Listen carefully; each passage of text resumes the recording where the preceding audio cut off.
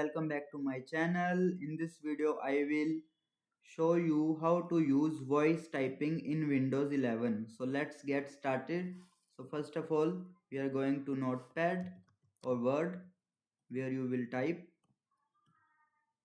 maximize it. Now we are press the Windows button, Windows plus H. A pop-up will be shown. Click on the button to start voice typing. Hello, 1 2 3, backspace,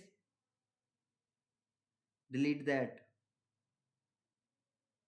Next line. So for this you will be written anything to.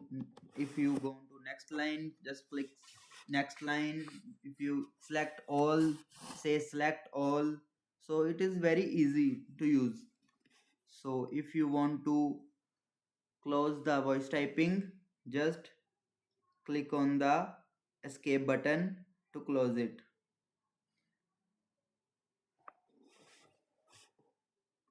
So that's it.